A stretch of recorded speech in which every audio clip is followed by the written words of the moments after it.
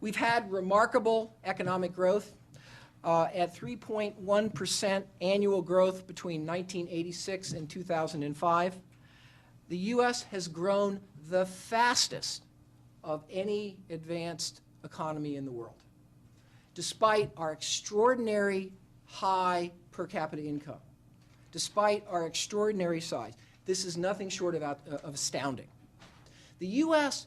has accounted for 1/3 of all the growth in the global economy in the last 20 years. 1/3 of all the growth. We have literally, our growth has driven the world economy. Now, that has led to some imbalances that we are paying a price for now, or that are creating some concerns now. And we've got to, and this is unhealthy. The U.S. shouldn't drive 1/3 of global economic growth. We should have other countries like Japan and China and India and others driving global economic growth. That will be a much better thing for the world economy and for the U.S. In innovation, the kind of short answer is that we are still preeminent on pretty much any measure you come up with, but we no longer are the only game in town.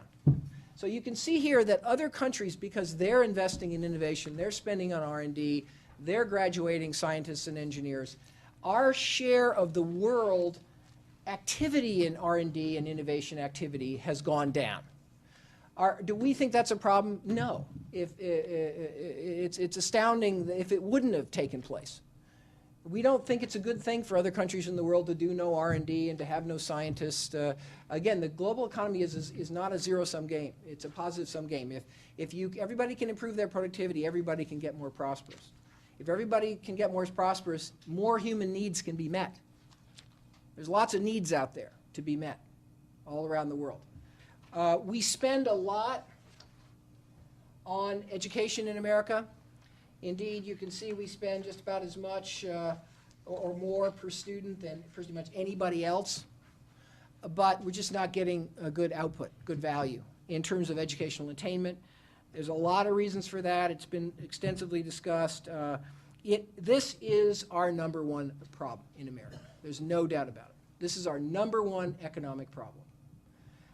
The other stuff, you know, is either still a strength or can be addressed, you know, without huge difficulty. This is our #1 problem.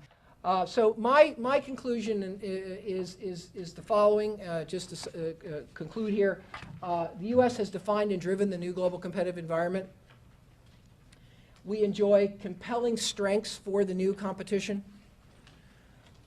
We have prospered remarkably over the last 2 decades. Our leadership, however, has exposed us earlier and wider to its new standards, meaning the new global economy standards. Globalization raises the bar. Key U.S. strengths remain strengths and can be preserved, notably innovation and entrepreneurship. Former strengths, notably education and energy, have become weaknesses and are fundamental problems. New weaknesses have become more apparent in the new, more challenging environment, litigation and healthcare, notably. It is a crucial moment to capitalize on the unique capacity of the U.S. to change and our ability to act. One of the things you see when you look at the U.S. competitiveness history is we do things here. We get things done. If a problem is understood, if a problem is recognized, America acts. It's dynamic. It's not like Japan. It's not like France. It's not like Germany. We don't put our head in the stand. But we've had many discordant views of what the problems are, many misperceptions about what's going on. If we can get our act together here, if we can get on the same page, we have the capacity to act. But we're going to have to act in much more collaborative ways than ever before. That's the learning about modern economic development. It's a collaborative process. It involves all parts of society, including political parties, that can actually work together on change. And I think it's also important that we call a spade a spade. We've got to take a more forceful role in making sure that the international system is fair to us, because we're more exposed to it, we're more open to it. And we've also got to work harder to enhance the economic prospects of other nations. We can't just let the market work. We've got to help other countries work their way through success in this new environment, because if we don't, we're going to continue to face the adverse consequences of that. I know that's a lot to absorb. but I think it's important that you get the sort of bird's eye view here, and I'd be happy now to turn it over to Deborah, and we'll then take some questions.